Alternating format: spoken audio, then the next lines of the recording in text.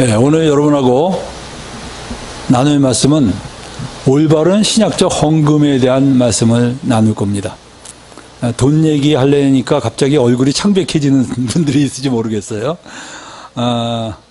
정말 뭐 은혜 받는 얘기는 다 좋은데 갑자기 헌금 얘기 나오면 헌금 때문에 교회 안 나오는 사람이 얼마나 많습니까? 그죠? 정말 은혜 받아서 좀 제대로 예수 믿으려고 그랬는데 목사님이 헌금 내라는 얘기하는 바람에 정이 떨어져서 교회를 안 다녔다. 이런 사람들도 많이 있습니다. 저는 오늘 아침에 어떤 분하고 통화를 했습니다. 이분은 목사였는데 지금은 목사를 안 하지만 이분이 목사를 하면서 어느 날 성경을 보다가 우리나라 교회가 타락하게 만든 주범이 바로 이 11조라는 걸 이분이 깨달았어요. 그리고 자기가 성경을 연구한 결과 11조는 신약적 헌금이 아니라는 결론을 내렸습니다. 그래서 이분이 그 깨달음을 온 나라에 전파하겠다고 글을 써서 크리스찬 신문사에 갔어요. 그래서 이 글을 실어달라 칼럼으로 했더니 그 신문사에서 이런 거 실었다간 큰일 난다. 그래서 그러면 광고는 괜찮냐? 그래서 광고는 괜찮다. 그래서 광고로 대문짝만하게 실었습니다. 자기 사비를 들여서. 어떻게 됐을까요? 그 다음 주일에, 이게 일주일에 한 번씩 나오는 신문으로 알고 있는데, 그 다음 주에 제 2탄을 터뜨리러 광고를 갔더니 그 신문사에서 난리가 났어요. 당신이 광고 실는 바람에 온 나라에서 우리 신문 구독 안 하겠다고 전화가 왔대요. 이제 신문사 망하게 됐다고 그런 얘기를 하더라고요. 이분이 그래서 신문사에 실을 수가 없으니까 자기가 이 찌라시를 만들었어요. 그래서 찌라시를 만들어서 교회마다 사방으로 돌아다니면서 길거리에서 나눠주고 막 그랬습니다. 그분이 우리 교회도 한동안 다녔었어요. 우리 교회도 한동안 다녔었는데 그렇게 하다가 이분이 이제 나이가 이제 70이 넘었는데 지금은 이 파킨슨 병에 걸려셔서 거동을 잘 못하십니다. 근데도 불구하고 오늘도 큰 교회를 갔대요. 자기 책을 나눠주기 위해서. 자기 책이 한 2,000권 나와 있는데 그거를 자기가 만들었어요. 만들어서 그거를 주고자 이 큰 교회를 방문했다고 합니다. 여러분들 왜 이분은 그렇게 11조에 대해서 아주 우리 한국교회에 대해서 외치고 있느냐? 이 11조를 받기 위해서 한국교회가 11조의 근거를 어디서 찾습니까? 예? 율법에서 찾죠? 율법에서 찾아요. 그러다 보니까 율법에서 찾으려니까 율법을 벗어 던질 수 있어요, 없어요? 못 벗어 던지죠. 그 11조가 되려면 율법을 잡고 있어야 되잖아요. 근데 우리 예수님 믿는 사람은 율법에서 벗어난 사람들인데 그 11조 받아먹기 위해서 율법을 붙잡고 그러다 보니까 율법주의에 빠지고 율법주의에 빠지다 보니까 복음을 모르고 완전히 십자가의 복음이 실종돼 버리고 종교로 빠져버렸다는 겁니다. 그래서 요 핵심을 뽑아버려야지만 이 나라가 살겠다 하는 생각으로 이분이 이런 일을 했어요. 참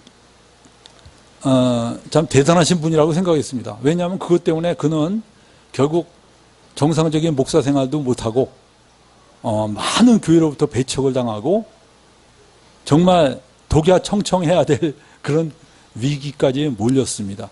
근데 세상에는요, 이렇게 어떤 진리의 필이 꽂히면 목숨 걸고 덤벼드는 사람들이 있어요.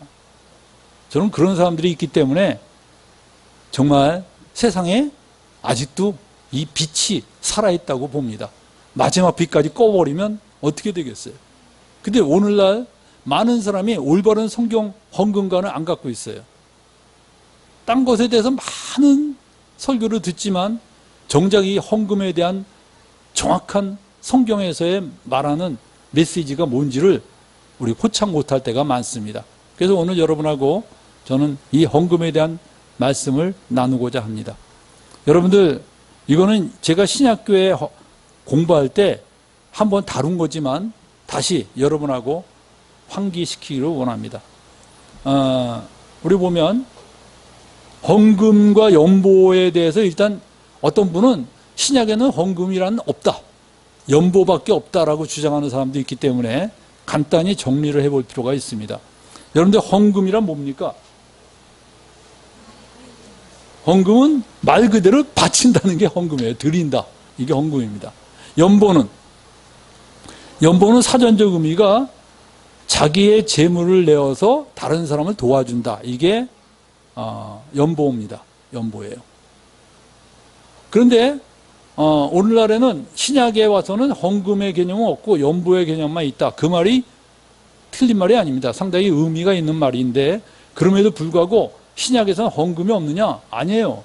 헌금이란 말 자체가 무슨 뜻이에요? 드린다는 거죠? 국회의원한테 이렇게 돈 주는 걸 뭐라 그래요? 그건 뇌물이야. 아니, 공식적으로 주는 게 있어요. 공식적으로 주는 거. 후원금이죠? 그것도 여러분들 헌금한다 그래요. 헌금한다 그럽니다. 그래서 여러분들 헌금이 꼭 하나님께만 연결되어 있는 게 헌금이 아니고, 근데 문제는 어디에 헌금을 하느냐? 하나님께 헌금하느냐? 이런 게 있습니다. 근데 신약에 와서도 하나님께 헌금하는 방법이 있어요. 하나님께 어떻게 헌금하죠? 신약에서? 하나님께 헌금하는 방법이 뭘까요? 예? 유대인 랍비가 그럽니다. 자기는 돈을 던져서 하늘에 올라가는 건 하나님께 드리고 땅에 떨어지는 것만 자기가 갖는다 그래요. 하나님께 드리는 방법이에요, 그 사람이. 여러분들, 많은 사람이 하나님께 어떻게 드리느냐, 이렇게 생각을 합니다. 근데 신약에서도 하나님께 드리는 방법이 있습니다. 우리가 그것을 오늘 여러분하고 같이 나누기를 원합니다. 여러분, 우리 한번 볼까요? 신약에 와서 구약에서는 이런 말이 나오죠. 출애굽기 25장 2절에 이스라엘 자손에게 명하여 내게 예물을 가져오라 하고 무릇 즐거운 마음으로 내게 내는 자에게서 내가 드리는 것은 너희는 내게 드리는 것은 너희는 받을지니라. 그래서 하나님께서 이렇게 받으셨다 그랬어요. 나한테 드린다, 사람들이 나한테 준다, 나한테 이렇게 바치는 것에 대해서 말씀하셨습니다. 그게 헌금이죠. 헌물이죠. 구약에서는 돈 바친다는 개념이 없어요. 다 물건과 곡식 이런 것들을 바치는 개념이지. 그런데 신약에 와서는 이렇게 말했습니다. 고린도후서 8장 12절 다 같이 읽어볼까요? 할 마음만 있으면 있는 대로 받으실 터요 없는 것을 받지 아니하시리라. 여기 누가 받는다 그랬어요? 예? 받으실 터요. 누가 받으신다는 거예요? 하나님이 받으신다는 거죠. 그래서 여러분들, 신약에서도 헌금의 개념이 있습니다. 하나님이 받으시니까, 하나님께 드리니까 받으신다는 개념이 있어요. 그래서 여러분들, 이 헌금이라는 게 신약에서도 있습니다. 근데 문제는 우리가 이 헌금을 어떤 개념으로 우리가 받아들여야 되느냐? 헌금이 뭘까요? 어떤 사람이 이렇게 말합니다. 나라에도 우리가 세금을 바치지 않냐? 우리 하나님 나라의 세금이다. 맞아요, 틀려요? 예? 예? 헌금이란 하나님 나라에도 드리는 세금이다. 맞아요, 틀려요? 그 개념으로 헌금 바치면요, 하나님이 옛기놈 합니다. 여러분들, 하나님께 드리는 헌금은 세금 개념이 아닙니다. 하나님께 드리는 개념은, 성경 읽어보세요. 신명기 26장 10절 다 같이 읽어봅시다. 여호와여, 이제 내가 주께서 내게 주신 토지 소산의 만물을 가져왔나이다. 만물이 뭐죠? 맨 첫 번째 물건을 가져왔다. 너는 그것을 내 하나님 여호와 앞에 두고 내 하나님 여호와 앞에 경배할 것이며. 여러분들, 우리 옛날에 아버지들은 밥솥을 딱 열었을 때 첫 번째 밥을 누구한테 줬어요? 예? 그 집안의 가장 큰 어른에게 첫 번째 밥을 떠서 이렇게 줬습니다.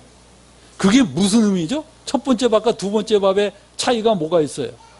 예? 물질적인 차이가 뭐가 있어요? DNA가 달라요? 속성이 달라요?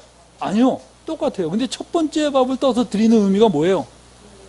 공경의 의미가 있는 거예요. 그래서 여러분들, 그 이스라엘 백성들이 하나님께 드리는 것은 하나님에 대한 공경의 의미고, 첫 번째 것을 드렸다는 건 뭘 의미하냐? 이런 겁니다. 여기 빨간색으로 쓴 거 한번 읽어볼까요? 주께서 내게 주신. 내가 있는 모든 것이 다 누가 준 거예요? 주님이 주신 거라는 것을 인정하는 그 맥락에서 우리가 헌금을 드리는 거예요. 세금은 내가 번 것은 나라가 다 준 것을 인정하는 의미로 세금을 드립니까? 아니죠. 내가 이 나라 국민이니까 그래도 나라 돌아가도록 일부를 주는 거예요. 그거하고 달라요, 여러분들. 하나님이 우리한테 뭐 세금 매기고 그러시는 분 아닙니다. 우리에게 주는 모든 것이 다 하나님께로부터 왔습니다. 그것을 우리가 인정하는 의미로 하나님께 드리는 게 바로 헌금이에요. 그래서 여러분이 드리는 헌금이 첫 번째 밥이 아니고 맨 밑바닥에 누룽지 긁어서 드리는 거 아닙니다. 그래도 뭐 이거 밥이니까 드세요. 하나님이 무슨 밥이 없습니까? 하나님이 무슨 돈이 없어요? 온 우주를 창조하신 분입니다. 그분이 뭐가 부족한 게 있을까요? 없어요. 근데도 하나님이 왜 아무것도 부족함이 없는 그분이 왜 바치라고 그럴까요? 배우라는 거야. 공경함을 배우라는 거예요. 저는 여러분들 내 자식이 나보다 못 살아도요, 내 자식이 나한테 용돈 주는 거 아주 좋은 거라고 생각해요. 왜냐? 걔가 부모 공경하는 걸 배워줘야 돼요. 어떤 부모는요, 그냥 네가 무슨 돈이 있냐, 네가 다 갖고, 부모가 아주 종로로 하더라고요. 종로로. 그거 좋은 거 아닙니다, 여러분들. 좋은 거 아니에요. 제가 학교에 있을 때는요, 교문에 딱 서 있으면 문 닫을 때가 돼요. 그러면 애들이 뛰기 시작하는데 엄마가 뛰는 사람이 있어요. 엄마가 애 책가방 들고 막 뛰고 애는 뒤에서 터덜터덜 걸어와요. 정말 그 부모님의 사랑이 아름답습니까? 아니에요. 그거 애 망치는 겁니다. 그거. 여러분들 부모 공경할 줄 알게 만들어야 돼요. 아무리 내가 부자고 돈이 많아도요, 자식이 부모 공경하도록 만드는 것이 그 자식이 잘되게 하는 일입니다. 하나님도 마찬가지예요. 하나님도 우리에게 하나님 공경하도록 하셔요. 하나님은 하나님께 하나 드리면 100개를 더해 주더라도 일단은 바치라 그래요. 그래야지 여러분들 하나님 공경을 배우는 겁니다. 여러분이 뭘로 하나님 공경 배우겠어요? 아무것도 하나님께 안 드리는데 뭘로 공경함을 표현하죠? 여러분이 예배 드리고 하나님께 찬양하고 이게 다 공경함의 표현입니다. 근데 그 중에 하나가 헌금 드리는 것도 공경함의 표현이에요. 한 푼도 드리기를 아까워한다. 공경함이 있어요, 없어요? 예? 그렇지만 내가 돈 외에는 내가 열심히 하겠다. 내가 시간은 많다. 그게 공경함입니까, 여러분? 공경함은요, 진짜 자기가 아까운 것도 하나님을 사랑하니까. 자식 사랑하면 어때요? 아까운 것도 주죠. 그게 자식 사랑의 표현이에요. 여러분들, 그래서 하나님 공경함의 표현입니다. 그래서 여러분들 잠언 3장 9절에 읽어볼까요? 시작. 내 재물과 내 소산물에 처음 익은 열매로 여호와를 공경하라. 여호와를 공경하는 방법이에요. 근데 여러분들 구약에서는 구약에서 헌물이 많이 있지만, 헌물과 헌금이 있지만 두 가지만 말하겠습니다. 처음 익은 거를 다 하나님께 바치라 그랬어요. 그래서 처음 거둔 거 있죠? 처음 거둔 걸 하나님께 드렸습니다. 왜 그럽니까? 하나님의 공경함의 표현이에요. 그리고 정말 또 하나 구약에서 말하고 있는 게 뭐냐? 두 번째는 11조입니다. 땅의 10분의 1. 그 땅의 곡식이나 나무의 과실이나 그 10분의 1은 여호와의 것이니 여호와의 성물이다 라고 얘기했어요. 그래서 여러분들 매년 소득의 11조는 누구에게 주라고 그랬습니까? 레위지파에게 주라고 말했습니다. 레위지파에게 주는 거예요. 11조는 딴 사람에게 주는 거 아닙니다. 누구한테 줘요? 레위지파에게 주는 겁니다. 그리고 3년마다는 11조를 레위지파뿐만 아니라 객과 고아와 과부를 위해서 사용하라 그랬어요. 그러니까 구약의 헌금도 심지어 이렇게 구제를 위해서 사용하게 했습니다. 구약조차도. 신약만 그런 게 아니에요.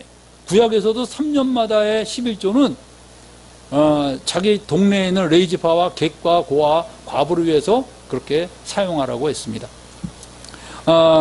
근데 여러분들 이 11조를 오늘날의 교회에서는 굉장히 강조합니다. 얼마나 강조를 심하게 하고 사람들이 세뇌를 받았냐면 11조를 안 해도 된다라는 말을 하면요, 목사가 반발하는 게 아니라 신도들이 반발하면서 저 교회 이단이다라고 말할 정도예요. 그리고 덜덜덜 떨어요. 막 안 바치면 막 큰일 나는 것처럼. 얼마나 세뇌를 받았으면 그러겠어요. 근데 여러분들, 저는 시중에서 이 두 가지 책이 있어요. 하나는 뭐예요? 온전한 11조. 제가 이 책이 상당히 두꺼운 책인데 한번 이렇게 들춰보다 아주 놀랐습니다. 퍼펙트한 11조를 하기 위해서 어떻게 하느냐? 심지어 여러분들 친구가 여러분에게 선물 하나 하죠? 사과 1개 짝을 선물했어요. 어떻게 해야 됩니까? 예? 그 사과 1개 짝이 얼마인가를 청과상에 가서 물어봐서 그거와 비슷한 값을 체크한 다음에 그 돈의 10분의 1을 하나님께 바쳐야 되는 거예요. 완전한 11조. 월급 딱 받으면 어떻게 되죠? 세금 띈 다음에 것으로 10분의 1을 바쳐야 돼요? 세금 띄기 전에 걸로 바쳐야 돼요? 예? 띈 걸로 바치면 그건 하나님을 그 밑에 두는 거죠. 세금 띄기 전에 10분의 1을 바쳐야지 제대로 공경하는 거다. 이거 제대로 다 들면 누가 나한테 100만 원짜리 시계 선물하면요, 화나요, 화. 1000만 원짜리 하면 정말 짜증납니다. 왜요? 1000만 원, 누가 나 뭐 롤렉스 뭐 1억짜리입니다 주면요, 그 사람하고 싸움 나야 돼요. 왜 이런 걸 나한테 주냐고. 왜? 그거 10분의 1이 1000만 원이에요. 기가 막히죠? 여러분들, 그런 식으로 정말 온전한 11조라는 이 무거운 짐을 사람들에게 지우게 되면 어떻게 돼요? 그리고 죄책감을 늘 갖고 사는 거예요. 나는 세금 띄기 전에 11조가 아니라 세금 띈 다음에 11조인데 늘 죄책감을 가지고 살아요. 여러분들, 하나님께 나아가는 가장 큰 장애물이 뭔지 아세요? 죄책감이에요.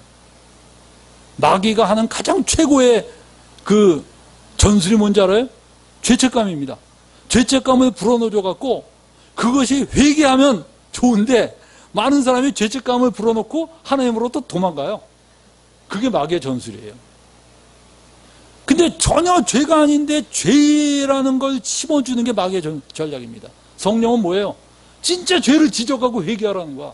근데 마귀는 그냥 먼지를 그냥 이만한 바위돌로 말해갖고선 누르게 만드는 게 마귀의 전략이에요.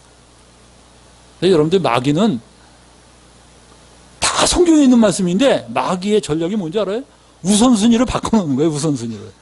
그러니까 요만한 돌은 이만하게 생각하게 하고 이만한 돌은 요만하게 생각하는 거예요. 그러니까 예수님의 바리새인들하고 싸운 게 그거 아닙니다. 그거 아닙니까? 너희 바리새인들은 하루살이는 걸러내고 낙타는 삼킨다 그랬어요. 낙타는 꾹꾹꾹 삼키면서 하루살이는 내가 이런 거 어떻게 삼켜? 얼마나 거룩해 보여요. 하루살이도 막 바들바들 떠니까 거룩해 보여요. 예? 세속적으로 보여요. 거룩해 보이죠. 막 하루살이에도 막 바람에 있는 잎새에도 나는 괴로워했다. 너무 거룩해 보여. 근데 그렇게 거룩한 사람이 막상 형제가 어려움을 당할 때 눈 하나 깜짝 안 하고 무자비하고 무관심하고 웃기는 거예요. 근데 마귀는 그런 거 좋아해요. 이렇게 우선순위 바꿔놓는 거 있죠? 이것도 있거든. 성경에 있긴 있어요. 근데 요걸 뻥튀기 하고. 근데 여러분들, 또 그 반대쪽이 있어요. 11조는 없다. 이 책은 여러분들 상당히 성경적으로 썼어요. 저는 이 책을 비판하는 게 아니라 이 책 상당히 훌륭한 책입니다. 그러나 여러분들, 많은 사람이 이걸 또 오해해서 헌금 제로로 가는 사람이 있어요. 여러분들 어때요? 여러분, 헌금 안 바치는 게 좋습니다. 그 말이 막 기분이 좋아요. 헌금을 많이 바치세요. 이게 기분이 좋아요. 예? 예, 역시 안 바칠수록 좋죠. 내 주머니에서 돈이 안 나가는 게 더 좋고 은혜롭고. 여러분들, 많은 사람이 이렇게 돼서 내가 우리 형제 11조 때문에 이분 아까 제가 말한 분이 이 책을 썼어요. 11조의 두려움과 떨림. 이거는 정말 얼마나 많은 성도들이 이 11조의 두려움과 떨림 속에서 살고 있는가. 그들은 정말 11조를 안 바치면 저주받을 거로 생각하고 이렇게 산다는 겁니다. 그래서 이분이 이 돈도 없는 분인데 이런 거 만들었어요. 11조 바치지 않으면 도둑이 됩니까? 한국교회 11조 통계 그 불편한 진실 이거를 동영상으로 만들어서 이거를 성경적으로 11조를 바치는 것이 신약의 성도들의 의무라는 것을 밝힌 사람에게 3천만 원을 주겠다고 공탁을 걸었어요. 농담이 아니야. 진짜 돈을 공탁 걸었어. 주겠다는 거야. 3천만 원. 없는 분이. 이 돈이 굉장히 가난해서 아파트 경비하시는 분인데 아니 이분이 아파트 경비도 이제 그만두셨어요. 몸이 너무 쇠약해져 갖고. 근데 이분이 3천만 원을 드리겠다고까지 이렇게 선포를 했습니다.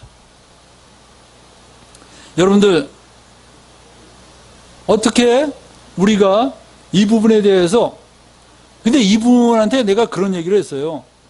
형제님이 하시는 사역이 참 너무나 희생적이고 귀하고 고귀하고 아름답던데 문제는 한국교회 교인들이 헌금을 많이 할까요? 너무 안 할까요?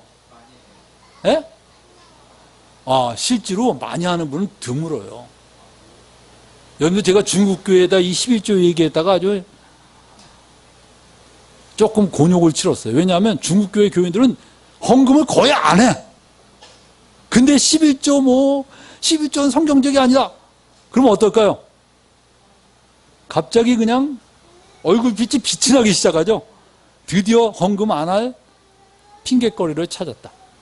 그런데 오늘날 성도들 중에 너무나 많은 사람들이 거의 헌금 안 하고 살아요. 물론 일반 교회에서는요.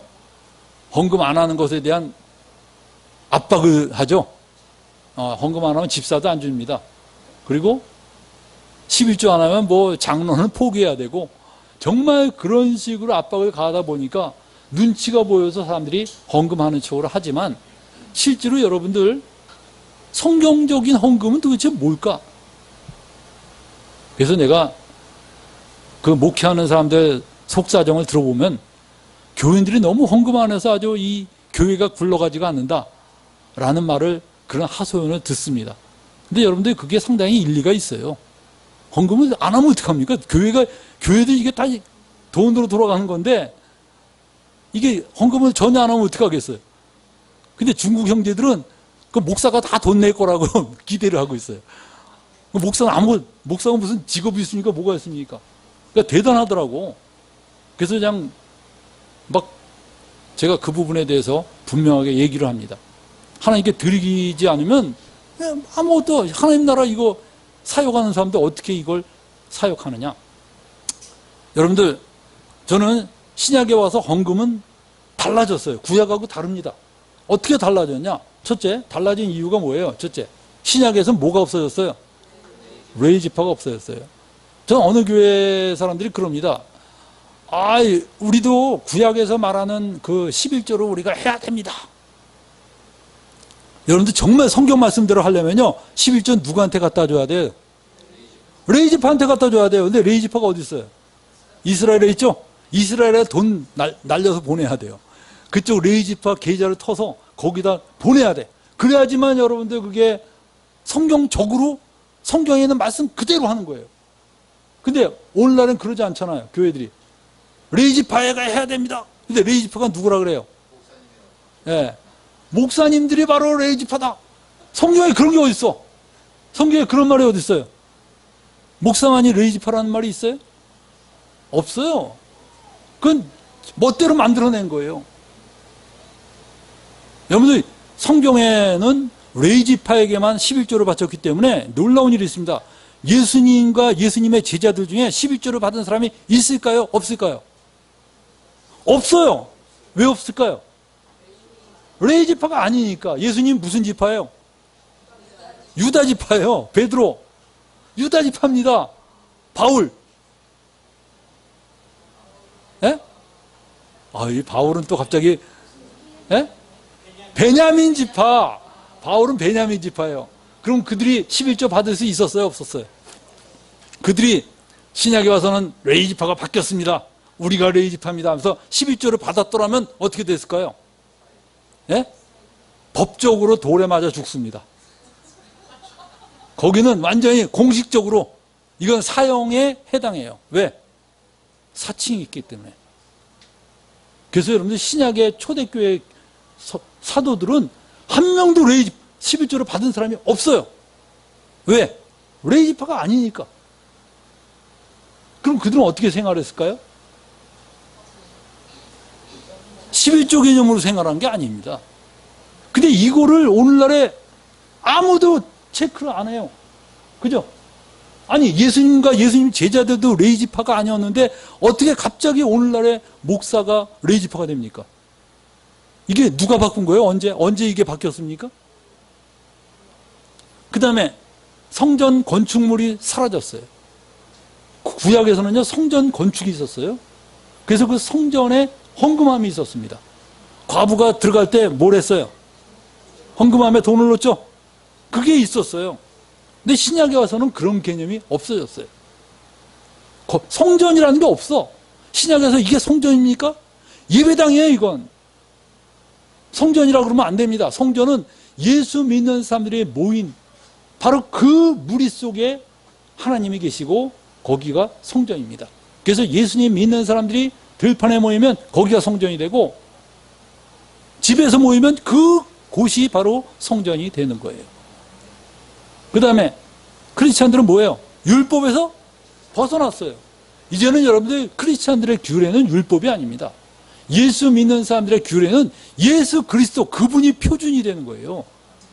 근데 이게 굉장히 어려운 말입니다. 예수님이 표준이 된다는 게 도대체 무슨 말이고 그러는데 여러분들 예수를 믿으면 그 예수님을 믿음으로써 나에게 오는 그 예수님의 마음이 우리 삶의 표준이에요.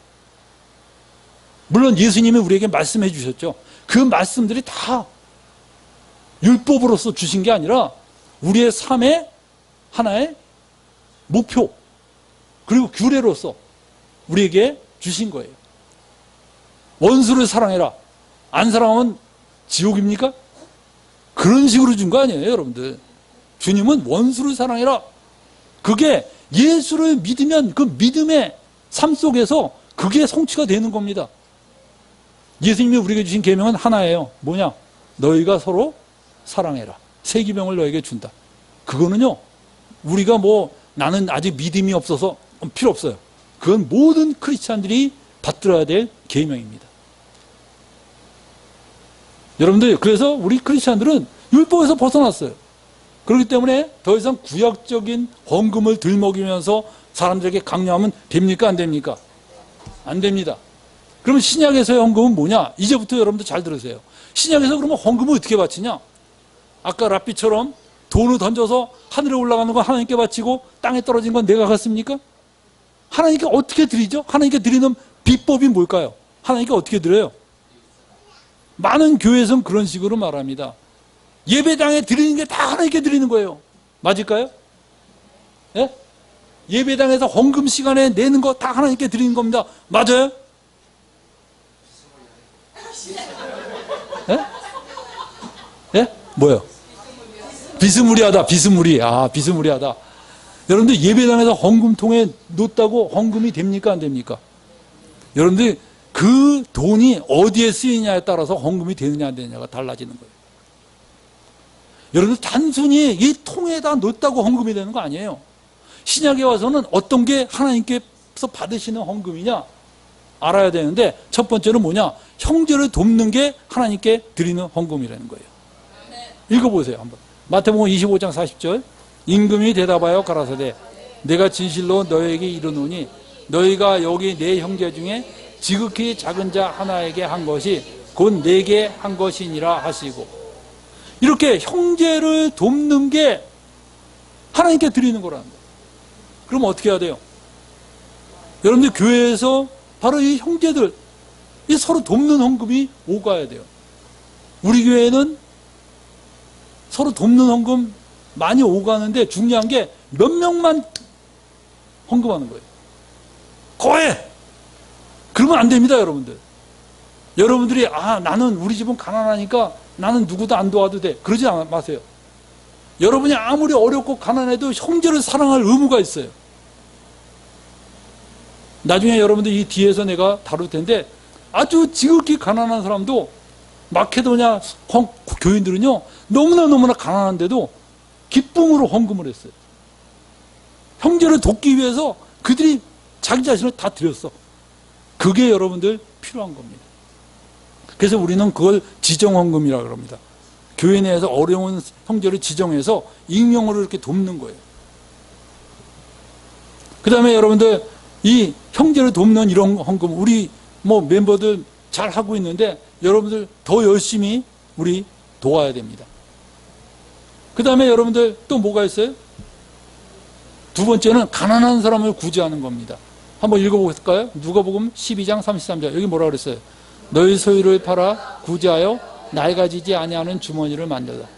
그 하늘에 둔 바 다함이 없는 보물이니 거기는 도적도 가까이 하는 일이 없고 좀도 먹는 일이 없느니라. 히브리서 13장 16절 읽어봅시다. 오직 선의 행함과 서로 나눠주기를 잊지 말라. 이 같은 제사는 하나님이 기뻐하시는. 뭐라고요? 이 같은 제사라 그랬어요. 어떤 거를? 나눠주고 선호행하는 거, 이게 제사라는 거예요. 하나님이 받으시는 제사라는 거예요. 하나님이 기뻐하신다는 거예요. 디모데전서 5장 8절에 뭐라 그랬어요? 누구든지 자기 친족, 특히 자기 가족을 돌아보지 아니하면 믿음을 배반한 자요 불신자보다 더 악한 자니라. 친척들, 친족들, 어려운 사람 돌아보라는 거예요. 여러분들 저는 한국의 신자들 중에 11조 착실하게 바치는 신자들이 꽤 있습니다. 그 사람들이 11조의 절반은 예배당에 바치고 절반을 가난한 사람을 위해서 썼더라면 어떻게 됐을까요? 예? 아무것도 안 일어날까요? 한국의 모든 교인들이 자기 수입의 10분의 1의 절반은 이웃을 위해서 쓴다. 그러면 이 나라의 크리스찬들의 이미지가 어떻게 됐을까요? 달라지겠죠? 성도들은 무조건 자기 수입의 절반은, 자기 수입의 10분의 1의 절반은, 이게 20분의 1인가요? 남을 위해서 쓴다. 그것만 해도 대단했을 거야. 여러분들, 성경에 바로 뭐라고 합니까? 친족, 가족을 돌아보지 않으면 믿음을 배반한 자와 불신자보다 더 악한 자다. 저는 어떤 사람이 예수님을 안 믿고, 안 믿을 뿐만 아니라 막 기독교인에 대한 이 미움을 갖고 있더라고요. 그래서 왜 그러냐? 그 부인은 어떻게 전도해서 예수 믿게 되는데 학교 선생이었는데 부인은 예수 믿어서 예수 믿게 되었는데 그 남편은 막 이빨을 갈아요. 근데 왜 그렇게 됐느냐 물어봤더니 그 친척 중에 그 가족들 중에 예수님을 믿는 가족이 하나 있는데 자기들은 예수를 믿기 때문에 제사를 안 드린다. 그것까지 좋아요.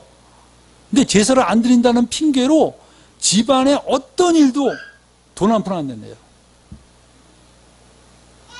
그러다 보니까 무슨 일만 해도 우리는 근데 집에 무슨 문제로 이렇게 좀 나눠 가져야 될 때는 꼬박꼬박 참여하는데 내야 될 때는 절대 한 푼도 안 낸다는 거예요.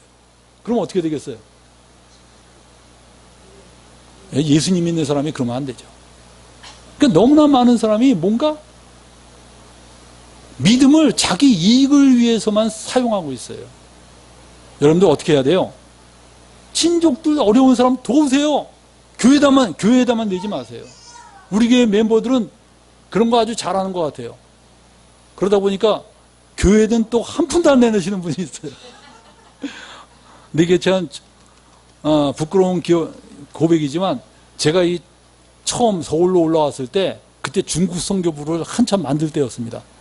그때 그 중국 선교부에 이 헌금하는 사람이 제로니까 주로 내 헌금으로 그걸 다 하려다 보니까 내가 우리 교회에다 양해를 구했어요. 그래서 당분간은 내가 헌금 안 하고 여기다만 하겠다. 근데 이게 실수였습니다.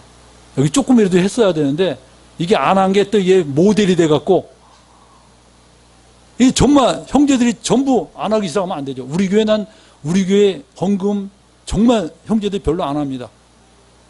얼마나 안 하냐면 우리 교회는 실제로 외부에서 헌금하는 형제들이 있어요. 우리 교회 떠난 형제들인데 그 형제들이 사정상 우리 교회 떠났지만 헌금을 우리한테 보내요. 그 형제들이 보내서 지금 유지되고 있어요. 이거 부끄러운 겁니다, 여러분들. 이거 부끄럽지 않아요, 여러분? 어떻게 외부에서 떠난 형제들이 보낸 헌금으로 버티고 있습니까? 물론 우리 교회는 봉급받는 사람 한 명도 없어요. 그죠? 아무도 월급 안 받습니다. 아무도 교회에서 어떤 돈도 안 받아요. 그런데 돕는 데는 많아요. 선교사들 돕고 그다음에 어디 단체 돕고 막 이러다 보니까 헌금이 많이 필요하고 우리 여기 집세도 내야 되잖아요. 근데 문제는 그렇게 하는데 외부에서 돈이 안 오면 모자라. 이게 부끄럽다는 거예요, 내 말은. 물론 여러분은 그럴 거예요. 아, 그러면 우리 선교사 다 끊으면 되죠, 뭐. 우리 돈으로 그냥 집세만 냅시다. 그럴 수 있어요, 여러분? 그럴 수 없죠. 여러분들, 그러나 저는 교회당에만 내는 거 옳지 않아요. 여러분들, 헌금이 있으면요, 어떻게 합니까? 가난한 친척 도우세요. 그거 돕는 것도 하나님이 기뻐하시는 거예요. 여기 뭐라 그랬어요? 친척, 가족을 돌아보지 않으면 뭐라 그랬어요? 믿음을 배반한 자예요. 불신자보다 더 악한 자라는 거예요. 헌금한다는 핑계로 정말 아무도 안 돕는 사람이 있어요. 저는 직장에서도요, 기독교인들이 돈을 거의 안 써요. 왜 안 쓸까요? 예? 아니, 믿지 않는 사람은요, 그래도 아침에 올 때 뭐 빵도 사오고 뭐도 사오고 근데 교회 다니는 사람은 빵 이거 먹고 하나도 안 사. 왜 안 사오는지 알아요? 근데 그 사람이 교회 가면요, 헌금을 엄청나게 해요.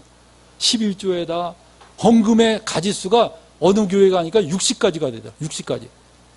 예? 이사 감사헌금, 입대 감사헌금, 제대 감사헌금, 휴가 감사헌금, 그 다음에 무슨 취업 감사헌금, 무슨 감사헌금, 추수 감사헌금, 무슨 감사헌금, 감사헌금 종류가 그렇게 많아.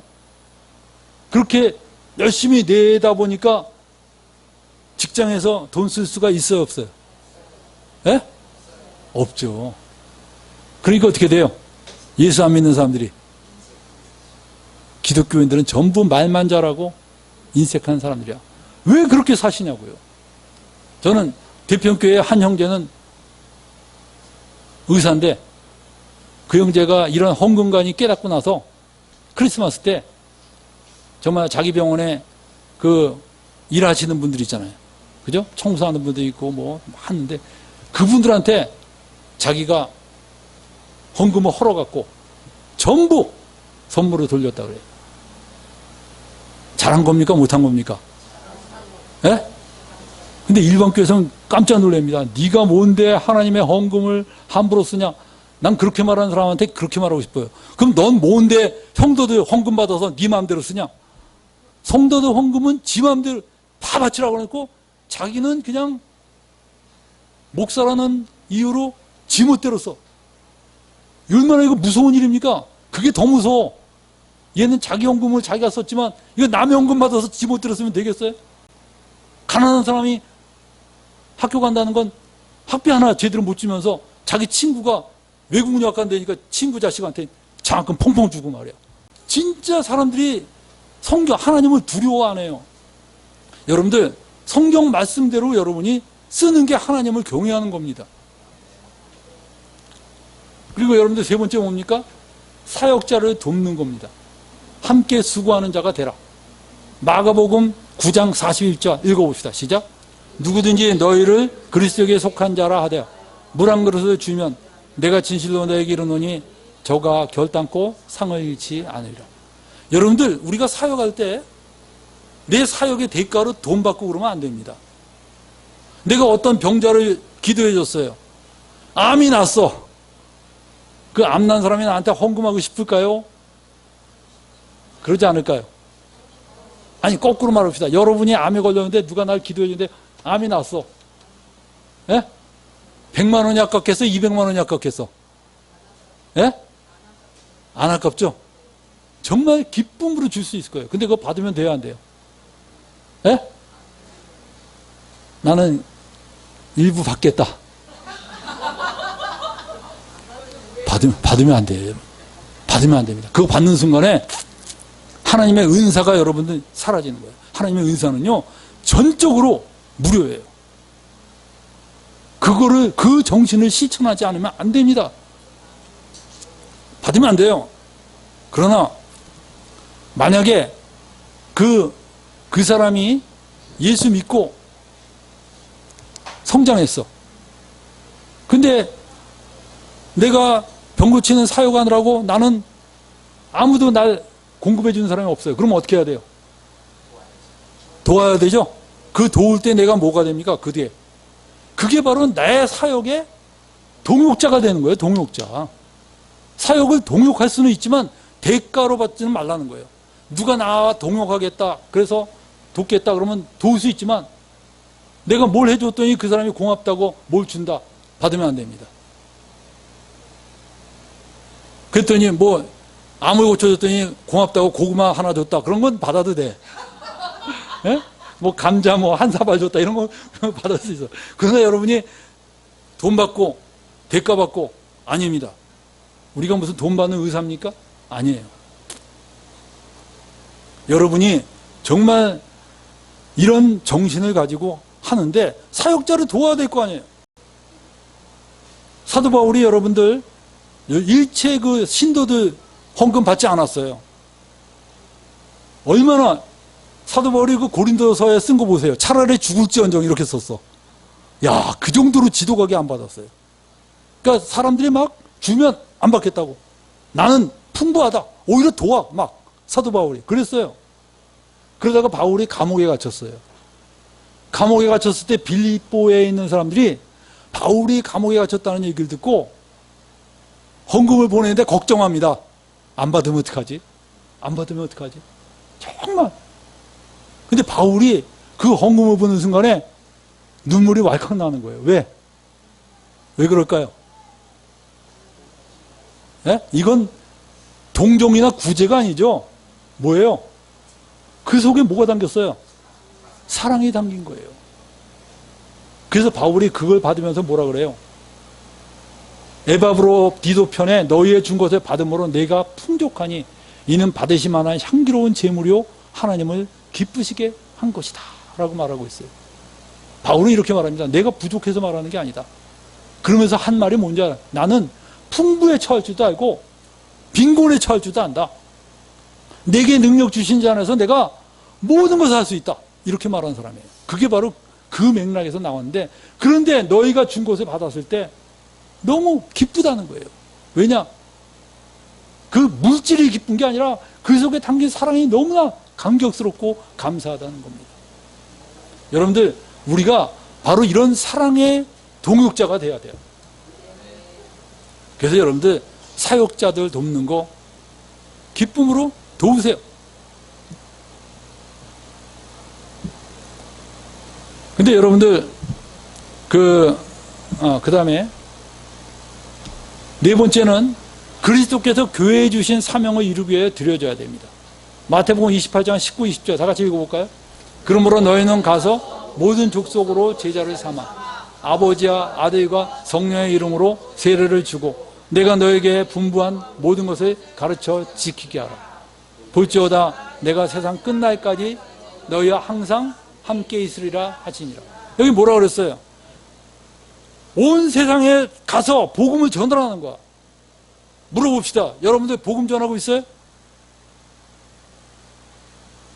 이번 일주일 동안에 예수 안 믿는 사람, 전도해 본 사람 손 들어보세요.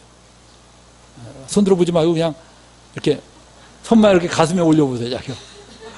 아니, 일주일이 아니야. 그럼 한 달 동안 내가 정말 믿지 않는 자들에게 전도하기 위해서 뭔가를 했다. 그 다음에 1년 동안 평생 여러분들 그렇게 하지 않았다면 진짜 부끄러운 겁니다. 근데 이 주님이 누구한테 명령했어요? 이거 너희는 모든 족속으로 제자를 삼아. 1번 선교사들에게만 하신 명령이다. 손 들어보세요. 이거는 교회 사역자들에게만 하신 명령이다. 모두에게 하신 명령이다. 이거 모두에게 하신 명령이에요. 이 명령에서 자유로울 사람 한 명도 없습니다. 모든 성도들이 이 명령을 수행해야 됩니다. 근데 여러분 못하고 있잖아요. 그럼 어떻게 해야 돼요? 어떻게 해서든지 여기에 해야 돼. 그럼 하는 방법이 뭡니까? 바로 이거를 하는 사람을 돕는 거야. 그러면 여러분이. 예? 여러분이 못하면 이거를 하는 사람을 도와야 될 거 아니에요. 이거를 하는 이 사역을 사람만이 아니고 교회 전체가 행해야 될 사역인데 이 사역을 도와야 될 거 아닙니까? 여러분들 우리가 얼마 전에 태국에 성지를 보냈죠? 또 우리 교회에서 후원하는 사람들이 있어요. 그 사람들이 다 뭡니까? 그 사역을 하니까 우리가 돕는 거예요. 여러분이 돕는 것 자체가 여러분이 그 사역에 동참하는 겁니다. 주님이 그러실 거예요. 너 평생에 한 번도 전도 안 했구나. 그럼 여러분이 뭐라 그러겠어요? 전도하는 사람에게 헌금했습니다. 그럼 뭐야? 동참한 거예요. 동참한 거. 여러분이 정말 주님이 모든 족속으로 제자를 삼아 그랬을 때 여러분은 못했지만 누가 한다면 도와야죠. 그때 여러분이 이 사역에 동참하는 거예요. 그것이 헌금입니다. 여러분들 그래서 우린 신약에 와서는요. 이런 헌금의 목적과 헌금의 사용을 잘 깨닫고 해야 돼요. 그냥 아무 곳이나 그냥 무조건 바치기만 하면 알아서 쓰세요. 저는 바칩니다. 여러분들 그게 옳을까요? 저는 너무나 많은 교회에서 헌금은 아주 그냥 성경대로 바치라고 해놓고 쓰기에는 정말 멋대로 쓰는 걸 보고 진짜 그거 무서운 거예요, 여러분들. 여러분들 헌금은 목적이 명확해야 돼요. 형제를 사랑하거나 이 주님이 명령하신 이 명령을 준행하거나 아니면 사역자를 돕거나 어려운 사람 돕거나 형제를 돕는 이런 것들에 대해서 명확하게 이루어져야 됩니다. 그래야 여러분들 헌금이 헌금다운 거예요. 자, 우리 한번 봅시다. 일제시대 때 내가 독립군을 돕겠다고 돈을 보냈어요. 근데 그 돈이 알고 보니까 독립군에게 간 게 아니라 일본 군대에 육성하는 데 쓰여졌어요. 이 사람은 독립유공자 훈장을 받을 수 있을까요? 없을까요? 예? 아니, 이 사람은 정말 독립군을 도우려고 항상 줬어. 근데 그 돈이 일본군 육성하는 데 쓰여졌어. 이 사람은 정말 의도는 좋았는데 결과가 그렇게 나왔어요. 그럼 이 사람 독립훈장 줘야 돼요? 말아야 돼요? 독립유공자입니까? 아닙니까? 예? 여기 의견이 갈리는데 독립유공자다. 그래도 독립유공자다. 예, 네. 여기 그 사람은 결과적으로 일본군을 도왔기 때문에 독립유공자는 아니다. 예, 네. 독립유공자는 뭘까? 유공. 예? 근데 무슨 공이 있어요, 이 사람? 예? 공이 있어요, 이 사람이?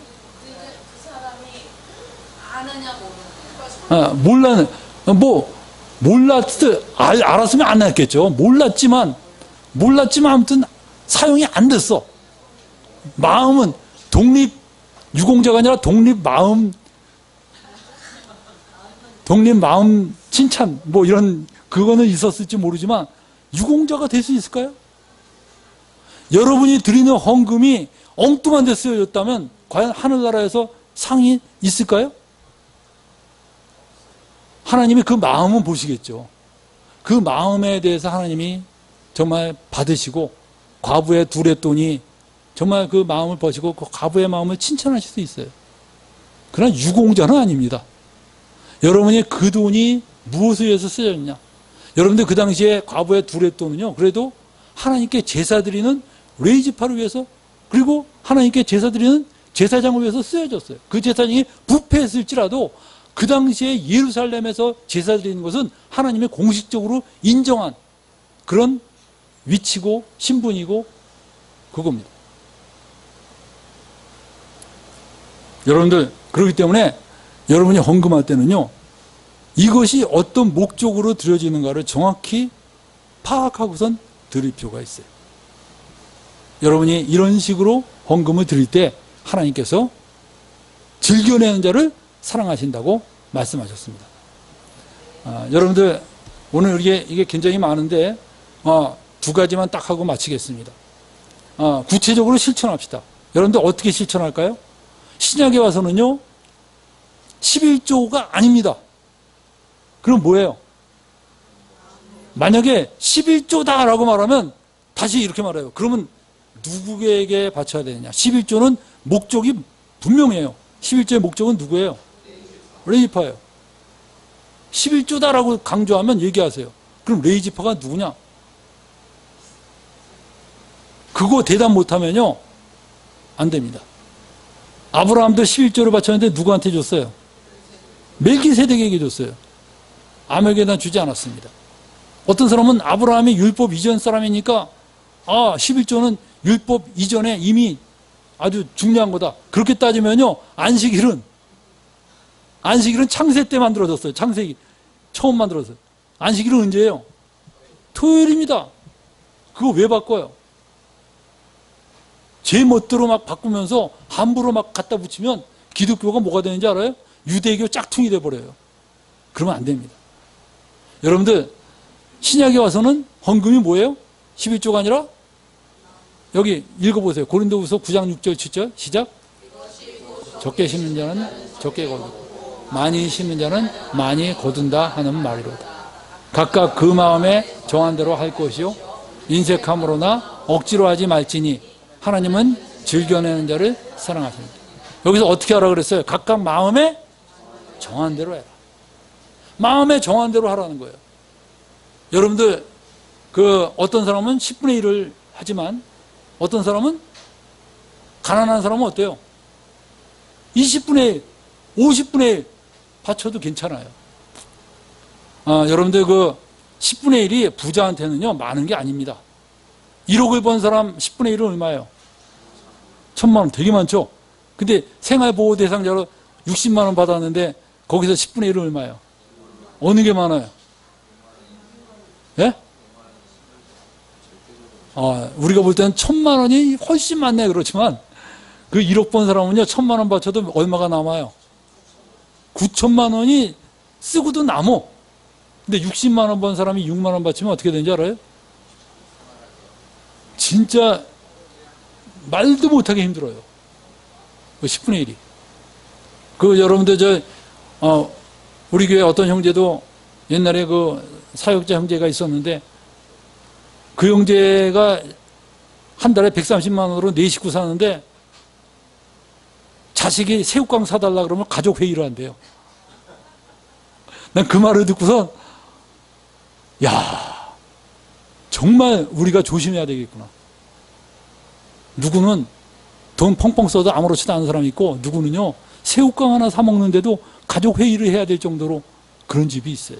그런 사람들한테 11조 어떻게 짓겠어요? 그 사람이 너무 어렵죠. 예? 130만 원에 13만 원 바치기가 얼마나 힘든지 아세요? 근데 우리가 그렇게 함부로 얘기하면 안 되죠. 심지어 여러분들, 성경에서는 무조건 10분의 1이 있는 거라고 얘기하지만, 성경에 보면 그 구약에서, 광야에서 이스라엘 백성들, 군대들이 전쟁한 다음에 전리품을 받았을 때, 전쟁으로 나간 군인들은 전리품의 몇 분의 몇을 하나님께 바치라고 그랬을까요? 전리품의 몇 분의 몇을 바치라고 그랬을까? 예? 이분들이 성경은 안 읽나? 예? 전쟁을 해서 전리품을 획득했어요. 그 전쟁으로 나간 사람들이 전리품의 몇 분의 몇을 바치라고 그랬냐면 500분의 1을 하나님께 바치라고 그랬어요. 근데 성경에도 이렇게 500분의 1이 있고, 그 다음에 그 전리품의 반은 백성들을 나눠주라고 그랬어. 그 백성들은 또 몇 분의 몇을 바치라고 그랬을까? 하나님께. 50분의 1을 바치라 그래서 50분의 1. 근데 성경에도 이렇게 500분의 1, 50분의 1이 있는데 모든 것에 10분의 1을 바쳐야 됩니다. 그건 도대체 어디서 나온 숫자일까요? 성경을 알지 못하는 사람들이 지 멋대로 마구 적용하는 거예요. 성경에서 왜 500분의 1을 바치라고 그랬는지 아세요? 여러분들 그 나간 사람은, 전쟁 나간 사람들은 수십만 명이야. 근데 그 500분의 1은 누가 받냐? 제사장들이 받아요. 제사장은 5명, 6명이야. 그럼 500분의 1도 어때요? 어마어마하게 많죠? 하나님이 그냥 밑도 끝도 없이 에이 무조건 너희 10분의 1이야 그러지 않으셨어요. 레위지파 마찬가지예요. 레위파도 그 백성들이 50분의 1만 바쳐도 레위파는 터져 나가요. 하나님은 그렇게 밑도 끝도 없이 아무 숫자나 적용하는 분이 아니에요. 마음에 정하세요. 그러나 여러분들 제로로 만들지 마세요. 나는 헌금 제로다. 그러면 안 됩니다. 그러면 여러분의 신앙이 아니에요. 여러분이 반드시 마음에 정하는데 어떻게 정하느냐? 내 수입에 난 몇 프로를 헌금하겠다. 근데 저는요, 제가 헌금관을 깨닫고 나서 달라진 게 있는데, 제가 헌금관을 깨닫기 전에는 수입의 10분의 1을 바쳤어요, 그래도. 근데 헌금을 깨닫고 나니까 10분의 1이 부족하게 되더라고요. 이걸 깨닫고 나니까. 왜냐? 과거에는 예배당에다만 갖다 바쳤는데, 이제는 그게 아니고, 내가 형제들을 도와야 되고, 그리고 이것도 써야 되고, 저것도 써야 돼. 그러니까 10분의 1을 부족해. 그래서 저는 무조건 제 수입의 10분의 1은 따로 비축하고, 그걸 쓰고, 그리고 나머지 내 사역하는데 필요한 돈은 또 따로 씁니다. 그래서 어떤 때는 10분의 2가 나가요. 뭐, 웬만한 거 다 따지면 더 나갈 수도 있죠. 저는 실제로 우리가 헌금관을 올바로 깨달으면요, 정말 아깝지가 않아요. 그래서 여러분들 마음에 정하는데, 여러분 마음에 정하세요. 나는 내 수입에 얼마를 하나님께 드리겠다. 그게 뭐 10분의 1이든 20분의 1이든 나는 100분의 1을 하겠다. 아, 100분의 1 괜찮아요. 100분의 1도. 근데 문제는 뭐라 그랬어요? 여기 뭐라 그랬죠? 인색함으로나 억지로 하지 말라. 나는 하나님께 매월 5,000원 드리겠습니다. 왜 웃어요? 왜 웃어요? 뭘 느껴? 예? 인색함을 느끼죠? 인색함을 느끼죠. 근데 어떤 사람은 저는 모든 월급을 하나님께 드리겠습니다. 그건 뭐예요? 그건 너무 황당하죠? 억지로. 그게 눈치가 보이니까. 눈치 보여서 하는 거 하지 말라는 거예요. 그런 거 다 배제하고, 내가 어떻게 바칠 수 있는 거? 기쁨으로 바칠 수 있는 거. 기쁨으로. 그거를 하나님이 뭐라 해요? 여기 읽어보세요. 뭐라고요? 즐겁게 내는 거. 인색함으로는 억지로가 아닌데 다 이게 즐겁게 낼 수 있어. 그거 하나님이 사랑하신다는 거예요.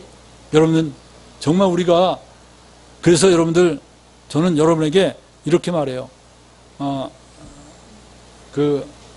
마음에 정한 대로 하고, 이 두 번째가 이거 빠졌는데, 두 번째는 뭐냐 하면 정말 즐겁게 내라.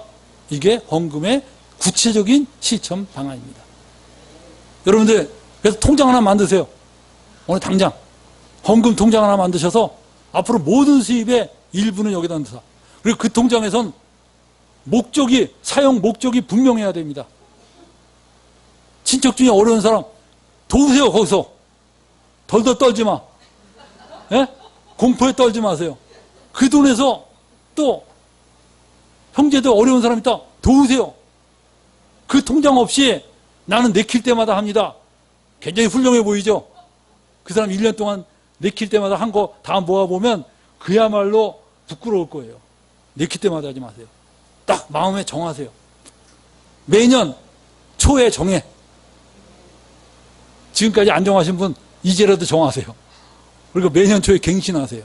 자기가 돈이 점점 많아지면 내가 좀 더 많이 하리라. 저는 제가 이런 헌금을 실천하고서부터 제가 굉장히 풍부해졌어요. 제가 가난해 보입니까?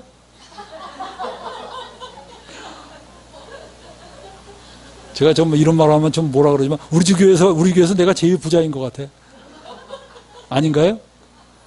이제 우리 집 사람이 뭐라 그럴지 모르겠지만 내가 이런 헌금을 실천하고 나니까 하나님이 너무 부어주시는 거야. 부족함 없이. 여러분들, 우리나라 사람들은 뭐 샘플이 있어야지 항상 쫓아서 하니까 내가 그래서 할 수 없이 말하는 거예요. 뭐 11조 받지면 부자 됩니다. 막 이런 소리가 맨날 듣는데, 그렇지 않나 11조 안 바쳤다 망한 사람 막 이런 사람 되게 많잖아. 예가 많다고, 예. 예? 여러분들 그런 엉터리 설교에 너무나 세뇌되어 있다 보니까 사람들이 두려워해. 그래서 내가 할 수 없이 말하는 거예요. 난 이런 헌금관을 깨달은 다음부터, 내가 이런 헌금관을 실천하면서부터 내가 풍부해졌어. 예시가 어디 있냐? 여기 있어요. 여기 있어요. 할렐루야. 그러니까 여러분들 기쁨을 하라니까. 기쁨을 하세요. 할렐루야. 네. 그래서 여러분들 정말 우리가 하나님 앞에서 기쁨으로 우리가 드리는 삶을 사시기 바랍니다. 기도합시다.